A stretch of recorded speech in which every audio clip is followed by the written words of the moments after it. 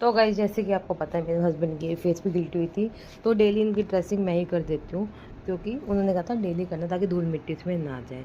फिर अब आज है छुट्टियों का लास्ट डे, बच्चे करने लगे थे तैयारियाँ, क्योंकि फाइनली अब छुट्टियाँ ख़त्म हो गई और स्कूल तो जाना ही पड़ेगा। बच्चे खुश भी थे, थोड़े उदास भी थे, बट फाइनली स्कूल तो जाना ही है।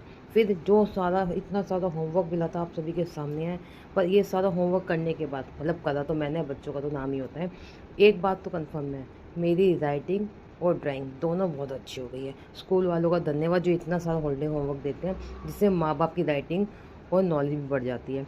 बस सारा सारा हॉलीडे होमवर्क मैं अलग अलग करी थी, दोनों बच्चों का बहुत सारा काम आ रखा था, तो मैंने सारे इकट्ठे बेड पे फैला दिया था ताकि इनको इनका अलग अलग करके हॉलीडे होमवर्क दे दूँ।